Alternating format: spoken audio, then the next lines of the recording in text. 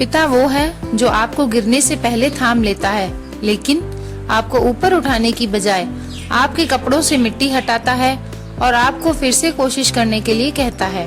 शीर्षक, एक पिता के द्वारा किया हुआ बलिदान। आज की कहानी एक पिता और उसके बेटे की है। एक बाप अपने बेटे के लिए क्या क्या कर सकता है, यह इस कहानी से स्पष्ट हो जाएगा। एक बार एक बेटा अपने पिता से लड़ाई करके गुस्से में घर से बड़बड़ाता हुआ निकला और बस स्टैंड की तरफ जाने लगा। मन ही मन में बोल रहा था कि पता नहीं कितने पैसे छुपा के रखे हैं, लेकिन मेरे लिए एक बाइक नहीं ले सकते। मैं यहाँ से चला जाऊंगा और तब तक नहीं आऊंगा जब तक अपने पैसों से बाइक खरीद नहीं लेता। उसे पैरों में कुछ चुभने का एहसास हुआ। नीचे देखा तो उसने पाया कि जल्दबाजी में उसने अपने पापा के जूते पहने हुए हैं। उस जूते में कील उभरी हुई थी जो बार बार उसके पैरों में घाव किए जा रही थी, लेकिन उस समय गुस्सा ज्यादा था, इसलिए वह आगे बढ़ता चला गया। फिर उसे याद आया कि वह पापा का पर्स भी साथ लेकर आ गया है और उसके दिमाग में आया कि क्यों ना आज अपने पापा का पर्स चेक किया जाए, जिसे आज तक उसके पिता ने किसी को हाथ तक लगाने नहीं दिया। जब उसने अपने पापा के पुराने पर्स को खोला तो उसमें पैसे तो नहीं निकले, लेकिन पैसों की जगह एक डायरी रखी हुई थी। उसने सोचा कि यहाँ पर खजाना छुपा रखा है। जरूर इस डायरी में लिखा होगा कि किससे कितने पैसे लेने हैं या फिर किसको कितने पैसे पिताजी ने दिए हैं, लेकिन वह गलत था। जब उसने उस डायरी को खोला तो पहले पन्ने पर वहाँ पर जो लिखा था वह थोड़ा अजीब था।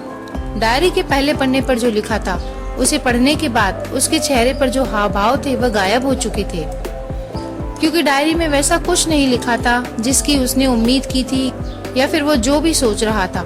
उस डायरी में पैसों का हिसाब लिखा हुआ था जो अलग अलग कामों के लिए अलग अलग लोगों से उधार लिए गए थे।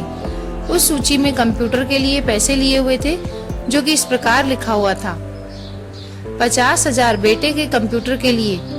वो वही कंप्यूटर था जिसे वह आज तक इस्तेमाल करता आ रहा है, लेकिन उस बेटे को ये नहीं पता था कि उस कंप्यूटर को खरीदने के लिए पैसे कहाँ से आए थे। उस डायरी में कैमरे का भी हिसाब था। उस बेटे को याद था जब उसने पहली बार कैमरे के लिए जिद की थी, तब उसके पिता ने ठीक 2 हफ्ते बाद उसके जन्मदिन पर दिया था, जिससे देखकर वो बहुत खुश हुआ था। और उसे खुश देखकर उससे ज्यादा खुश कोई था तो वह थे उसके पापा। अब उसके बेटे का गुस्सा एकदम गायब हो गया था। जब उसके बेटे ने दूसरा पन्ना पलटा तो उसमें कुछ इच्छा लिखी हुई थी। पहली इच्छा जो थी वह थी अच्छे जूते पहनना। ये बात उसके बेटे को कुछ समझ नहीं आई। तभी उसके पैर सड़क पर एक गड्ढे में जा पड़ा जिसमें पानी भरा था, जिससे बेटे के पैर गीले हो गए। उसने जूते को पलट कर देखा तो उसने देखा कि जूता जो नीचे से फटा हुआ है। ये देखकर उसे डायरी में लिखी हुई बात समझ में आ गई। तभी उसे उसके माँ बाप की बात याद आई। माँ हमेशा यह बोलती थी कि अब तो नए जूते ले लो, लेकिन पिता हमेशा बोलते थे कि नहीं, अभी कुछ दिन और चलेगा। ये जूता कुछ दिन पहले ही तो लिए थे। उसे आज समझ आ रहा था कि कितने दिन और चलेंगे। साथ ही साथ उसे यह भी समझ आ रहा था कि उसके पिता पर्स को क्यों छुपाए रखते थे। तभी उस डायरी को पढ़ते पढ़ते वह बस स्टैंड पहुंचा और एक बेंच पर आकर बैठ गया। और अब उस डायरी का आखिरी पन्ना उसने पलटा तो वहाँ कल की तारीख लिखी हुई थी और नीचे लिखा था 50,000 रुपए बाइक के लिए। उस बेटे ने बस इतना पढ़ा और उसका दिमाग एकदम सुन्न सा हो गया। अब उसके मन में कोई गिला शिकवा नहीं था। आंखों से आंसू आ गए। उसे कुछ समझ नहीं आ रहा था कि वह रो क्यों रहा है। अब वह जल्दी से घर जा रहा था। जूते में लगी कील अब तक उसके पैरों में घाव कर चुकी थी। उसने तुरंत उस जूते को खोला और फेंक दिया। अब वह नंगे पैर ही दौड़े जा रहा था और अब घर पहुंचा, लेकिन उसके पिता उसे घर पर नहीं मिले। उसे समझ आ गया था कि उसके पिता कहाँ गए होंगे। वह सीधा बाजार की ओर भागा और पता नहीं उसमें इतनी ताकत कहाँ से आ गई थी कि वह भागते हुए थक नहीं रहा था। वह उस बाइक वाले की दुकान पर पहुंचा। उसके पिता वहीं थे। उसने अपने पिता को दौड़कर गले लगा लिया। उसके आंखों से आंसू रुकने का नाम नहीं ले रहे थे। उसके पिता समझ नहीं पा रहे थे कि क्या हो गया है।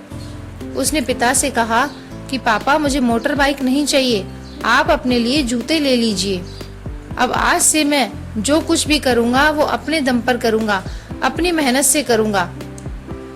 दोस्तों, हमेशा अपने माता पिता का आदर करें और वो भी यदि किसी चीज के लिए मना करें तो आप उनकी मजबूरी को समझिए। फूल कभी दो बार नहीं खिलते, जन्म कभी दो बार नहीं मिलते। मिलने को तो 1000 लोग मिलते हैं, लेकिन हजारों गलती माफ करने वाले माँ बाप नहीं मिलते। यदि आपको कहानी अच्छी लगी है तो हमें कमेंट करके बताइएगा, कहानी को शेयर भी करिएगा और चैनल को सब्सक्राइब भी करिएगा।